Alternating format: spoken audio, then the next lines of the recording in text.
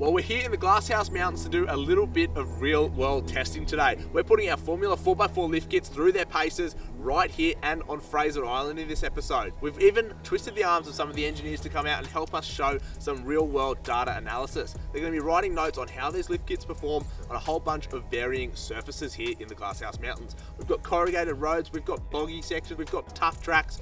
Even for today, we've got a couple of different cars and a couple of different setups. We've obviously got my big 80 series in its full touring setup, so it's a little bit heavier than normal, coil sprung, solid axle. And we've even got the Fulcrum Hilux IFS, a little bit lighter. Plus, we twisted the arms of the guys over at Hardcore Campers to lend us one of their sick off-road camper trailers for this shoot. And what that means is we can show you guys exactly how both these vehicles are going to handle, loaded, unloaded, and if you're towing, and how diverse our Formula 4x4 range is when it comes to durability, off-road performance, and on-road handling. Let's get stuck in.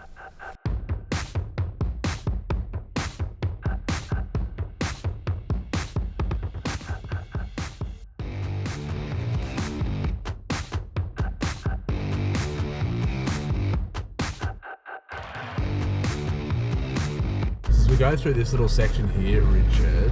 Obviously we've got those I guess data dots, or those dots marking the center of the wheel and the wheel arch on the outside of the car. What are we able to do with the footage that Marcello is filming, as well as you've got on your laptop here? Yeah, so we can look at how quickly and how far the wheel is moving relative to the guard, and we know the motion ratios of the suspension.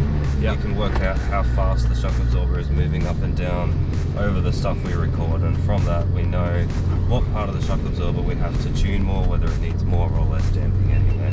I guess that's the difference between a shock that's properly tested, R&D, versus something that isn't, is this real world testing environments that you guys, the customers, are going to be actually putting their cars through. And I guess looking at exactly how we can make them as good as possible and handle as well as possible.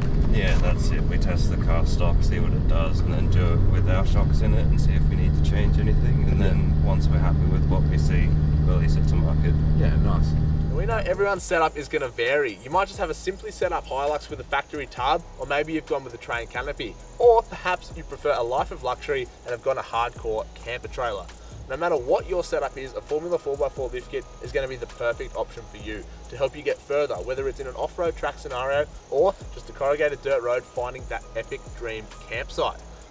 We're not just going to show you what this Hilux can do without the trailer on, we've actually hitched it up now, and we're going to show you exactly how the vehicle handles those sort of sharp bumps that you'd expect on a corrugated road with the additional weight of the camper on the back. And then we're going to show you the 80 series and see the key differences between all three.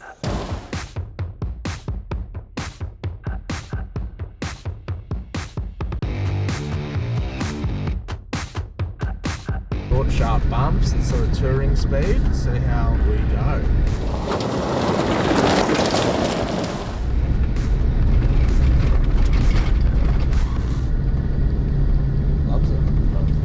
Loves it.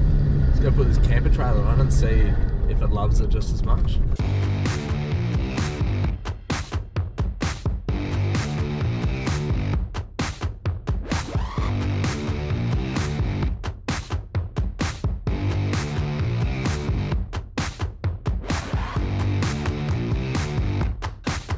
Goes through all this nice with the trailer on. Yeah, see if it blows through on the bigger bumps. It's pretty good. Holds yourself up.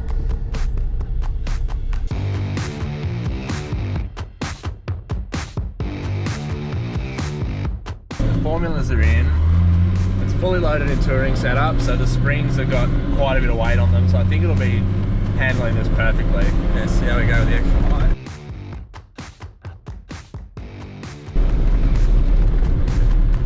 Handles pretty well.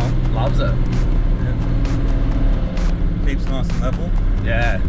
Doesn't feel too tippy either, which is nice, because like I said, with the canopy on, it's quite a heavy vehicle. Yeah, that's the last thing you want. Yeah. So you feel unstable when you're going 80 k's an hour. Yeah, exactly. Touring. Especially if you're touring, you're trying to make that campsite before nightfall. Yeah, that's it. The last thing you want is to be uncertain. Well, we're back here in Brisbane at the Engineering Centre for Formula 4x4 and Fulcrum. obviously see the car is still battered and a little bit filthy from our adventures in the Glasshouse Mountains, but today is a new day. We've come in here to speak with a team of engineers, utilise their shock room and their dyno room to put those Formula 4x4 shocks through the absolute test. Obviously we can do real world testing on the dirt roads, on the tough tracks like you saw, but what you guys need to see is just how rigorously we test these virtually and off the beaten track. Dyno cycles, heat cycles, varying loads for hours and hours on end. So, we've got a whole bunch of different shocks we're going to show you. We've got our lead engineer Richard, who you would have seen earlier in this video. He's going to run us through the process and exactly what sets these Formula 4x4 shocks apart from our competitors and makes them so comfortable, so hardcore, so tough, the best bang for buck shock out there on the market. Alright, we're here in the shock dyno room at Fulcrum Suspensions. This is where we develop all of our shocks from start to finish. We would usually start by getting a standard vehicle with standard suspension. We'll pull the shocks out of it, dyno them up, see what they like. We'll then put them back in the car, drive around on them, see what they feel like. And then we'll also measure open and close lengths and measure how long we can make them, see if we can do a longer shock in the car if possible. Once we've driven on and dynoed the factory shocks, we've developed an understanding of what we want to do with the car, and we'll then go and start designing our new shock. We'll look at our dyno graphs, etc., and work out what we want to change, and then we combine that with that testing that you saw yesterday, and we'll make some changes. The beautiful thing about having a shock dyno here, as well as one next to it, is that we can run up these shocks in a safe environment way harder, way faster than what you'd be able to do in a car. If you were to do the sort of testing that we do here in a vehicle, chances are you're going to damage something.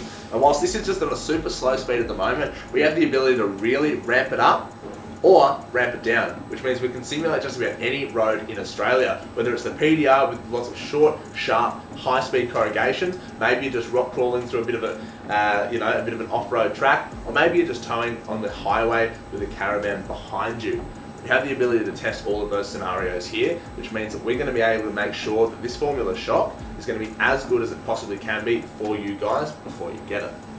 Alright, so here we can see we've dynoed a factory rear shock and our final Formula rear shock. You can see we found the factory shock is a little bit higher on compression. We found that to be a little bit too harsh and not enough rebound, so it bounced too much off of bigger bumps, and we've added some rebound down through here. It's these sort of things we look at when we're driving the car that gives us the ability to make a shock that is better off-road, better on-road, better for towing, everything you might want to do with it.